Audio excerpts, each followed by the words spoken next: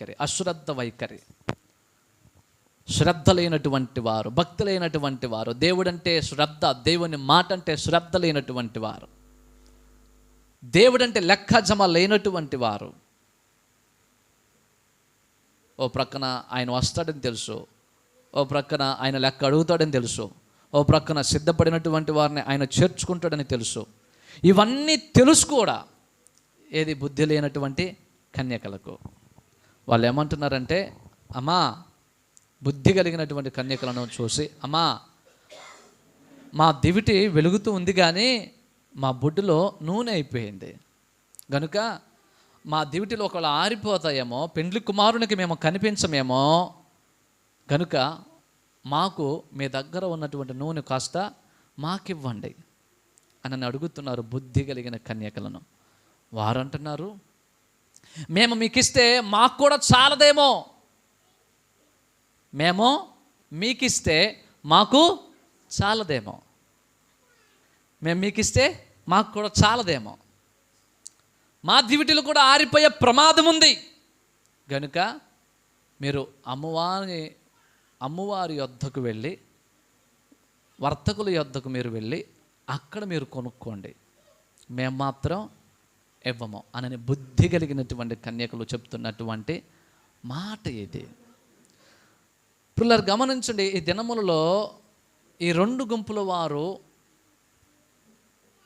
తరచూ మాట్లాడుకుంటూ ఉంటారు. ఈ రెండు గుంపుల వారు, ఏ రెండు గుంపుల వారు? బుద్ధి కలిగిన కన్యకలు, బుద్ధి లేని కన్యకలు. ఈ రెండు గుంపుల వారు మాట్లాడుకుంటూ ఉంటారు, తర్కించుకుంటూ ఉంటారు, ఆలోచన చేస్తూ ఉంటారు. ఈ బుద్ధి లేనటువంటి కన్యకలు బుద్ధి కలిగినటువంటి కన్యకలను చెరపాలని, అంటే చెడగొట్టాలని, పరిశుద్ధత లేకుండా, దేవుని రాకడ కొరకు సిద్ధపడకుండా వారిని లోకంలోనికి లాగాలని, నువ్వు కాస్త మాతో పాటురా, నీ దగ్గర ఉన్నది నాకు ఇవ్వు అనని కాస్త లోకములోనికి లాగాలని ప్రయత్నాలు చేస్తూ ఉంటారు బుద్ధి లేనటువంటి కన్యకలు. అప్పుడు బుద్ధి లేనటువంటి కన్యకలు, బుద్ధి కలిగిన కన్యకలు అప్పుడు ఏం సమాధానం ఇవ్వాలి? ప్రభువుని వెంబడిస్తున్నటువంటి కన్యకలు ఏమి సమాధానం ఇవ్వాలి? ప్రభువు రాకడ కొరకు సిద్ధపడిపోతున్నటువంటి కన్యకలు ఏమి సమాధానం ఇవ్వాలి? ఇదిగో బుద్ధి కలిగిన కన్యకలు వారికి ఏ రిప్లై అయితే ఇచ్చారో అలాంటి సమాధానములే ఇవ్వాలి. మొహమాట పడకూడదు. అమ్మా, ప్రార్థన ఎందుకు రా అని అన్నప్పుడు వెళ్ళకూడదు. మా దేవుని సన్నిధి ఎందుకు రా అని అన్నప్పుడు వెళ్ళకూడదు. ఫలానా పని ఉంది రా అని అన్నప్పుడు వెళ్ళకూడదు. వింటున్నారా? ఫలానా చుట్టాలు వచ్చారు రా అని అన్నప్పుడు వెళ్ళకూడదు. బుద్ధి కలిగినటువంటి కన్యకల యొక్క లక్షణం అది. బుద్ధి కలిగిన కన్యకల యొక్క లక్షణం. పిల్లలు గమనించండి, మొహమాటం లేకుండా చెప్పేస్తున్నారు. ప్రియుడు వస్తాడు, పెండ్లి కుమారుడు వస్తాడు, మా యొక్క వరుడు వస్తాడు, ఆయన వస్తాడు, రక్షకుడు వస్తాడు, తన రాజ్యంలో చేర్చుకొనడానికి ఆయన రాబోతున్నాడు గనుక ఆయన కొరకు మేము సిద్ధపడిపోయి ఉంటాము. మీరు చెప్పిన పని మేము చెయ్యం, మీరు రమ్మన్న చోటకు మేము రాము, మీతో కూడా సాంగత్యము చేయము, మీకులాగా బుద్ధి లేనటువంటి వారముగా మేము బ్రతకము అని మొహమాటం లేకుండా చెప్పేసేస్తున్నారు వీళ్ళు బుద్ధి కలిగినటువంటి కన్యకలు. ఏమని చెప్తున్నారు అని అంటే, మేము మీకు నూనె ఇచ్చేసేస్తే, మా సమయాన్ని మీకు ఇచ్చేసేస్తే, మా ఆత్మీయ జీవితాన్ని గడపవలసినటువంటి సమయాన్ని, ప్రార్థనలో గడపవలసిన సమయాన్ని, దేవునితో సహవాసం చేయవలసిన సమయాన్ని మేము మీకు ఇచ్చేసేస్తే ప్రభువు రాకడలో మేము కూడా ఎత్తపడము, మా దివిటీలు కూడా ఆరిపోతాయి, మా దీపములు కూడా ఆరిపోతాయి కనుక మా నూనె మీకు ఇయ్యము అని మొహమాటం లేకుండా చెప్పేస్తున్నారు. ఈ రోజులో దేవుని బిడ్డలారు చాలామంది మొహమాటం లేకుండా చాలా విషయాల్లో మాట్లాడతారు. మొహమాటం ఉండదు, చచ్చుబుచ్చుడదు, మొహం మీద చక్కని చెప్పేస్తారు. ఏ విషయాల్లో? డబ్బుల విషయాల్లో. అర్థమైందా మీకు? డబ్బుల విషయాల్లో కానీ లేదా ఇంకా ఇతర విషయాల్లో మొహమాటం లేకుండా చెప్పేస్తారు. కానీ దేవుని విషయాల్లో మాత్రం మొహమాటం లేకుండా చెప్పరు. చాలా చోట్ల మొహమాటం ఉండదు, కానీ ఇక్కడికి వచ్చేవాడికి మాత్రమే మొహమాటం అడ్డు అవుతుంది. అసలు మొహమాటం లేకుండా ఉండవలసిందేమో ఇక్కడ దేవుని విషయాలలో, మొహమాటం ఉండవలసినదేమో ఆ విషయాల్లో. అర్థమైందా మీకు నా భాష? కనుక దేవుని విషయాల్లో మొహమాట పడకూడదు. సచ్చుబుచ్చు లేకుండా మొహమ్మే చెప్పాడు. బాధపడినా, నొచ్చుకున్నా, కష్టం పెట్టుకున్నా, తిట్టుకున్నా సనుక్కుండా విడిచిపెట్టేసినా మొహమాటం లేకుండా చెప్పేయాలి. మనం ఏమో మిగిలిన అన్ని విషయాల్లో మొహమాటం లేకుండా మాట్లాడేస్తాం, కానీ దేవుని విషయాల్లో మాత్రం మొహమాటం లేకుండా ఉండవు. బుద్ధి కలిగిన కన్యకుల యొక్క స్వభావం చూడండి, మొహమాటం లేకుండా చెప్పేస్తున్నారు మొహం మీదనే. మా నూనె మీకు ఇవ్వము, మేము మీతో కూడా ఉండము, మీ బుద్ధులు మాకు వద్దు. అర్థమైందా? మీ ఆలోచనలు మాకు వద్దు. నాకు ఒక రక్షకుడు నాడు, పెండ్లి కుమారుడు రాబోతున్నాడు, ఆయన రాకడ కొరకు సిద్ధపడుతున్నాం. ఆయన రాకడ చాలా సమీపముగా ఉంది, ఆయన వచ్చే సమయం అయిపోయింది. కనుక మేము నూనెతో నింపబడి సిద్ధపడిపోయి ఉండాలి. లేకపోతే ప్రభువు వచ్చినప్పుడు, పెండ్లి కుమారుడు వచ్చినప్పుడు మేము ఆయనను ఎదుర్కొనడానికి వెలుగు అనేది ఉండదు. ఆ వెలుగులో మేము కనిపించము అనని బుద్ధి కలిగిన కన్యకలో మొహమాటం లేకుండా మా నూనె మీకు ఇవ్వము అనని బుద్ధి లేని కన్యకలతో మొహమాటం లేకుండా చెప్పేస్తున్నారు. దేవునికి స్తోత్రం, దేవునికి స్తోత్రం. హల్లెలూయా, హల్లెలూయా. గనుక నా ప్రియమైనటువంటి వారలారా, మనము బుద్ధి కలిగిన కన్యకుల వలె మొహమాటం లేకుండా ఉండాలి. భక్తి విషయంలో మొహమాటం ఉండకూడదు, ప్రార్థనా జీవితం విషయంలో మొహమాటం ఉండకూడదు, దేవుని సన్నిధికి వెళ్ళే విషయంలో మొహమాటం ఉండకూడదు, దేవుని అనుసరించి జీవించే విషయంలో మొహమాటం ఉండకూడదు. నిక్కచ్చిగా చెప్పాలి, నిక్కచ్చిగా ఉండాలి. దేవుని విషయంలో మొహమాట పడకూడదు. ఎదుటి వాళ్ళు నొచ్చుకున్నా, ఎదుటి వాళ్ళు కష్టం పెట్టుకున్నా, ఎదుటి వాళ్ళు అసలు మనల్ని విడిచిపెట్టేసిన మొహమాటం ఉండకూడదు, మొహమాటం ఉండకూడదు. మా కుటుంబము, మా సొంత పెద్దనాన్న వాళ్ళు చనిపోతే వాళ్ళు దినం చేస్తుంటే మేము వెళ్ళలేదు. మా రక్త సంబంధికులు అందరూ అదుగో వాళ్ళు రాలేదు, అదుగో వాళ్ళు రాలేదు, అదుగో వాళ్ళు రాలేదు. సంగతి చెప్తున్నాను, మొహమాటం లేకుండా అన్న విషయాన్ని గురించి మీకు జ్ఞాపకం చేస్తున్నాను. ఉదాహరణ, మనం మొహమాట పడకూడదు. ఏ విషయంలోనూ ప్రభువు కొరకు నిలబడిపోయి ఉండాలి, స్థిరులముగా ఉండాలి, బుద్ధి కలిగిన కన్యకుల వలె సిద్ధపడిపోయి ఉండాలి. సంగతి చెప్తున్నారు. ఈ లోకంలో చాలా ఆచారాలు మనకు ఎదురవుతాయి, చాలా సందర్భాలు ఎదురవుతాయి, చాలా శ్రమలు ఎదురవుతాయి, చాలా మనుషులతో కలిసిపోవలసిన సందర్భాలు మన జీవితంలో ఎదురవుతాయి. ఆ టైంలో ప్రభు కొరకు నిలవబడాలి, మొహమాట మనం చూపించకూడదు. అఫ్కోర్స్ మనుషులుగా మనం ఒకరినొకరు అర్థం చేసుకోవచ్చునేమో, కానీ దేవుడు మాత్రం ఒకటే అడుగుతాడు. నేను దైవజనుడిగా యథార్థత సత్యాన్ని బోధించగలిగి చెప్తున్నాను. దేవుడు మాత్రం ఒకటే అడుగుతాడు, నువ్వు నా మాట విన్నావా లేదా, అదే అడుగుతాడు. నేను అర్థం చేసుకోవచ్చును నీ పరిస్థితి ఏమిటో, బట్ దేవుడు మాత్రం కాంప్రమైజ్ అయ్యే దేవుడు. మనిషిగా నేను కాంప్రమైజ్ అవ్వచ్చును, నేను రాజీ పడవచ్చును. ఒకవేళ సంగతి చెప్తున్నాను, వాస్తవానికి నేను రాజీ పడకూడదు, సంగతి చెప్తున్నాను. ఒకవేళ మనిషిగా నేను రాజీ పడవచ్చునేమో, కానీ దేవుడు మాత్రం రాజీ పడేవాడు కాడు. ఆయన ఏం మాట చెప్పాడో ఆ మాట మీద నిలబడే దేవుడు. అర్థమవుతుందా మీకు?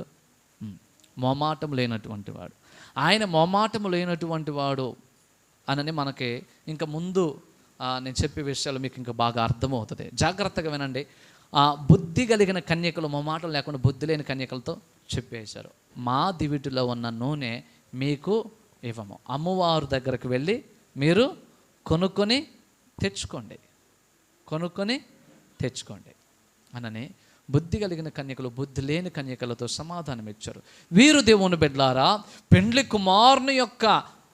కుమారుని యొక్క రాకడ సమయము వచ్చి ఉండగా ఆ టైంలోనే నూనె తెచ్చుకుందాం అని వెళ్ళారు. ఆ టైంలో కొనుక్కొని తెచ్చుకుందాం అని వెళ్ళారు. పిల్లలు గమనించండి, ఈ అంత్య దినములలో ప్రభువు రాకడ వచ్చేటటువంటి దినములలో మనం ఉంటూ ఉన్నాం. ఆయన వచ్చేసిన తరువాత, సంఘము ఎత్తబడిన తరువాత మిగిలినటువంటి కన్యకలు ఇంకా నూనె కొరకు ఎక్కడ ప్రాకులాడతారు? అర్థమవుతుందా నా భాష మీకు? పెండ్లి కుమారుడు రాకడ చాలా సమీపంగా ఉంది. ఒకవేళ పెండ్లి కుమారుని రాకడ వచ్చేసిన తర్వాత బుద్ధి కలిగిన కన్యకలు ప్రభుని ఎదుర్కొనడానికి వెళ్ళిపోయిన తర్వాత, బుద్ధి లేనటువంటి కన్యకలు అప్పుడు ఆ టైంలో, ఆ సమయంలో నూనెను వెతుక్కోవడానికి వెళ్తూ ఉన్నారు. మీకు ఒక విషయం చెప్తాను. ఈ మాట ఎందుకని ఇక్కడ వ్రాయబడి ఉంది అని అంటే, సిద్ధపాటు అనేది ముందు నుండి ఉండాలి. సంఘం ఎత్తబడిన తరువాత నేను సిద్ధపడతాను. బుద్ధి కలిగిన కన్యకలు పెండ్లి కుమారుని ఎదుర్కొన్న తరువాత, సంఘము ఎత్తబడిన తరువాత, తలుపు వేయబడిన తరువాత అప్పుడు నేను సిద్ధపడతాను. అప్పుడు నేను వర్తకుని యొద్దకు వెళతాను. అప్పుడు నేను నూనె తెచ్చుకుంటాను. అప్పుడు నేను ఆత్మానుసారంగా జీవిస్తాను అనని తర్వాత అనుకుంటావు చూడు, అది వ్యర్థమే. దేవుని బిడ్డలారా, వీళ్ళు దేవుని బిడ్డలారా నూనె కొరకు వెళ్ళారు, కానీ నూనె వారు సంపాదించుకోలేకపోయారు. వారి దివిటీలు ఆరిపోయినాయి, వారి సమయము అయిపోయింది. అసలు నూనె వర్తకులు, నూనెను అమ్మేటటువంటి వర్తకులు ఎవరో తెలుసా? నూనె ఇచ్చేటటువంటి వర్తకులు ఎవరో తెలుసా? మాలాంటి దైవజనులు. నూనె అనగా ఏమిటో తెలుసా? పరిశుద్ధాత్మ. సంఘం ఎత్తబడిన తరువాత కృపాకాలము ముగిసిపోతుంది. దేవుని ఆత్మ సంఘముతో పాటే ఆరోహణమైపోయి దేవుని యొక్క సన్నిధిలోనికి వెళ్ళిపోతాడు పరిశుద్ధాత్మ దేవుడు. అప్పుడు నూనె ఎక్కడ వెతికినా దొరకదు, నూనె కొరకు ప్రాకులాడినా దొరకదు. అప్పుడు నీవు వచ్చి తలుపుతి అని అంటూ ఉంటే, నీ సమయం అయిపోయింది కనుక ప్రభు అనేటటువంటి మాట ఏమిటయ్యా అని అంటే, మీరు ఎవరో నేను నిశ్చయముగా ఎరుగాను అని అంటున్నాడు. బుద్ధి లేని కన్యకులు ఎవరికి సాదృశ్యంగా ఉన్నారు అంటే, సిద్ధపాటు లేనటువంటి వారికి, శరీరానుసారులకు, నిర్లక్ష్యపరులకు, భక్తిహీనులకు, అపవిత్రులకు, పాపములను జీవిస్తున్నటువంటి వారికి సాదృశ్యంగా ఉన్నారు. దేవునిని మరచి, దేవునిని విడిచి, దేవుని చిత్తమును నెరవేర్చకుండా, దేవుని వాక్యానుసారముగా బ్రతకకుండా, దేవుడంటే లెక్క జమ చేయకుండా, దేవునితో సహవాసము చేయకుండా బ్రతుకుతూ ఉన్నటువంటి వారికి బుద్ధి లేని కన్యకలు సాదృశ్యముగా కనబడుతున్నారు. ప్రియులారా, బుద్ధి లేని కన్యకల గుంపులో నీవు కూడా ఉండిపోయినట్లయితే, సిద్ధపాటు లేనటువంటి గుంపులో నీవు కూడా ఉండిపోయినట్లయితే నిశ్చయముగా నువ్వు విడవబడతావు. విడవబడిన తర్వాత పెండ్లి కుమారుడా తలుపు తీయ్యా, మమ్మల్ని కూడా చేర్చుకోయ్యా అనని బిగ్గరగా కేకలు వేసినంత మాత్రాన ప్రయోజనమేమీ ఉండదు. ఎందుకంటే ప్రభు నీకు చాలా సమయాన్ని ఇచ్చాడు. ఆ సమయంలో బుద్ధి కలిగిన కన్యకులు, సిద్ధపడినటువంటి వారు ఎత్తబడ్డారు. వాళ్ళకి ఇవ్వబడిన సమయమే వీళ్ళకే ఇవ్వబడింది. ఇద్దరికి ఒకటే సమయం ఉంది. ఇద్దరు భూమి మీదనే ఉన్నారు. ఇద్దరు దేవుని బిడ్డలు. గమనించండి, దేవుని వార్త విన్నటువంటి వారే, ఇద్దరు దేవుని గురించి ఎరిగినటువంటి వారే, ఇద్దరు ప్రభు రాకడ ఒకటి ఉంది అని తెలుసుకున్నటువంటి వారే, ఇద్దరూ కూడా బుద్ధి కలిగిన కన్యకులు, బుద్ధి లేని కన్యకులు. ప్రభు పెండ్లి కుమారుడు వస్తాడు అన్నటువంటి సత్యాన్ని ఎరిగినటువంటి వారే. కానీ 5 కన్యకులేమో సిద్ధపడ్డారు, 5 కన్యకులేమో సిద్ధపడలేదు. సిద్ధపాటు లేనటువంటి కన్యకులు విడవబడ్డారు. గనుక ప్రియులారా, జాగ్రత్తగా గమనించండి. బుద్ధి లేని కన్యకుల వలె మనం ఉండకూడదు. బుద్ధి లేని కన్యకులు ఎవరు అని అంటే, శరీరానుసారమైన విషయముల మీద మనసు పెట్టేవారు. బుద్ధి లేని కన్యకులు ఎవరు అని అంటే, రక్షణ పొందనటువంటి వారు. బుద్ధి లేని కన్యకులు ఎవరు అని అంటే, మారు మనసు పొందనటువంటి వ్యక్తి, ప్రభువుని అంగీకరించినటువంటి వ్యక్తి. బుద్ధి లేని కన్యకులు ఎవరు? రక్షణ పొంది, మారు మనసు పొంది, బాప్తిస్మం తీసుకుని దేవుని మీద, దేవుని సన్నిధి మీద, దేవుని యొక్క విషయాల మీద, దేవుని కార్యక్రమాల మీద, దేవుని యొక్క చిత్తము మీద మనస్సు పెట్టనటువంటి వారు, సిద్ధపాటు లేనటువంటి వారు, దేవుని ఆత్మచేత నడిపించబడకుండా, దేవుని ఆత్మచేత వెలిగించబడకుండా, దేవుని ఆత్మచేత నడిపించబడకుండా, శరీరానుసారులుగానే, శరీరము చెప్తున్నట్లుగానే, శరీరము కోరుకుంటున్నట్లుగానే జీవించిన వారు, వారి ఇష్టానుసారముగా బ్రతికినటువంటి వారు, బుద్ధి లేని కన్యకల గుంపులో ఉన్నటువంటి వారు, బుద్ధి లేని కన్యకల గుంపులో ఉన్నటువంటి వారు. ఈ పగటి వేళ నేను మీకు జ్ఞాపకం చేస్తున్నాను, మిమ్మల్ని అడుగుతున్నాను, నువ్వు బుద్ధి కలిగిన కన్యకుల వలె సిద్ధపడిపోయి ఉన్నావా? బుద్ధి లేని కన్యకుల వలె సిద్ధపాటు లేకుండా ఉన్నావా? నీ దగ్గర సిద్ధపాటు ఉందా? నీ దగ్గర నూనెగా పిలువబడుతున్న దేవుని ఆత్మ ఉందా? ఆత్మ ఫలం ఉందా? ఆత్మ వరములు ఉన్నాయి, ఆత్మ ఫలం ఉందా? విశ్వాసం ఉందా? సిద్ధపడాలన్నటువంటి మనస్సు, అసలు సిద్ధపాటు కలిగిన జీవితం నీ దగ్గర ఉందా? ఈ రోజే ప్రభువు రాకడ వస్తే, ఈ దినమే ప్రభువు రాకడ వస్తే బుద్ధి కలిగిన కన్యకల్లాగా ఎత్తబడతావా, బుద్ధి లేని కన్యకల్లాగా విడవబడతావా? బైబిల్లో రాయబడిన మాట ఏమిటయ్యా అని అంటే, అంతట తలుపు వేయబడెను. ఇప్పుడు తలుపు దగ్గరకు వెళ్ళి బుద్ధి లేని కన్యకలు తలుపు తట్టుచు ఉన్నారు. అయ్యా పెండ్లి కుమారుడా, నీవంటే మేము ఎరుగుదుము నాయన, నువ్వు వస్తావని మాకు తెలుసు నాయన. ఇదిగో నూనె కొనడానికి వెళ్ళిపోయాం నాయన. అయ్యా అక్కడికి వెళ్ళామయ్యా, నూనె కొనుక్కోవడానికి వెళ్ళామయ్యా, నూనె కొరకు వెళ్ళామయ్యా అననే సాకులు చెప్పడం ప్రారంభించారు. అప్పుడు ప్రభు చెప్తున్న మాట, మీరు ఎవరో నేను నిశ్చయముగా ఎరుగను. నేను ఎరుగను, మీరు ఎవరో నేను నిశ్చయముగా నిజంగా ఎరగను. బైబిల్లో రాయబడిన మాట యోహాను సువార్త 10వ అధ్యాయంలో, నా గొర్రెలు నా స్వరము వినును అనను రాయబడి ఉంది. అంటే నా గొర్రెలు నా స్వరము విని వారు సిద్ధపడిపోయి ఉన్నారు. నా బోర వినబడగానే వారు ఎత్తబడతారు. నా గొర్రెలు నా స్వరమును వినును. ఆయన గొర్రెలు ఎవరు? బుద్ధి కలిగిన కన్యకలు. ఆయన గొర్రెలు ఎవరు? ఆయన మాట విన్నటువంటి వారు. ఆయన గొర్రెలు ఎవరు? సిద్ధపడిపోయి ఉన్నటువంటి వారు. ఆయన గొర్రెలు ఎవరు?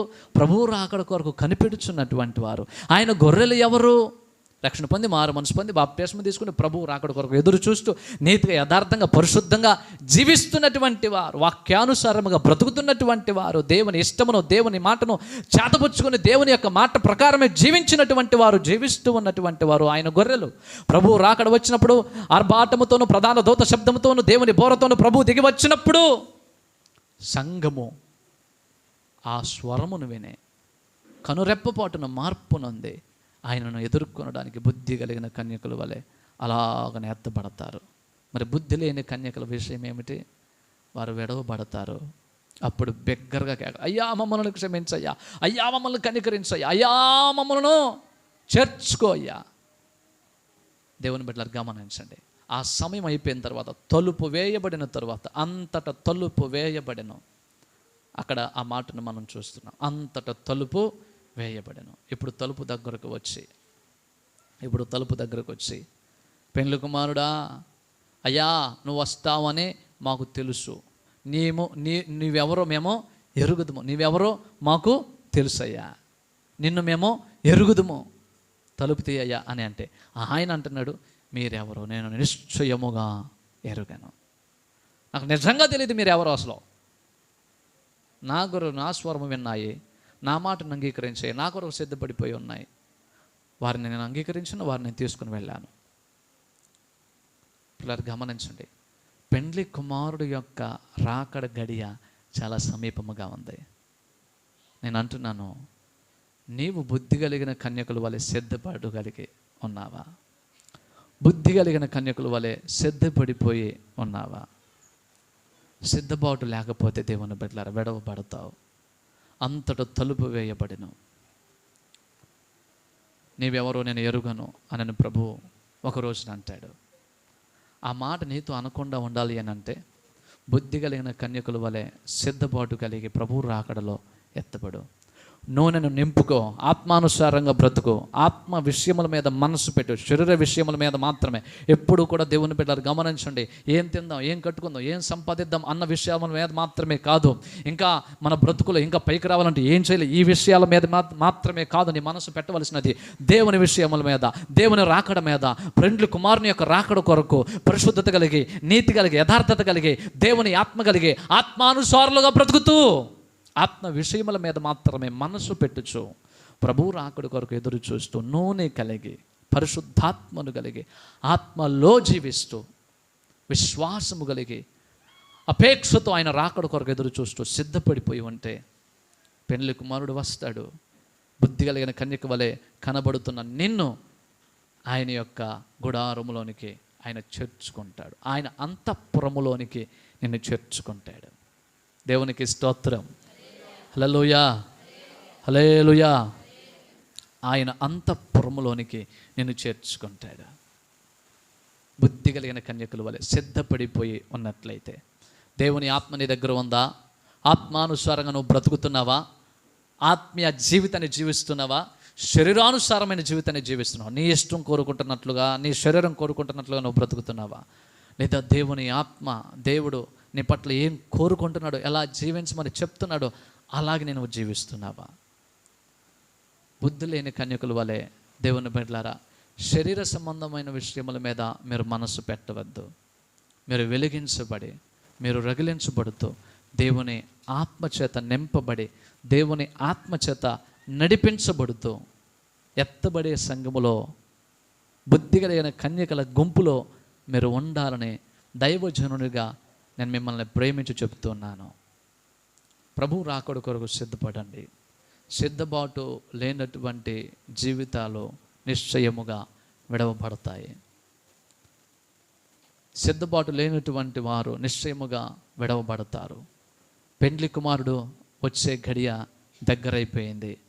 పెండ్లి కుమారుని యొక్క రాకడ సూచనలు భూమి మీద చాలానే కనిపిస్తున్నాయి.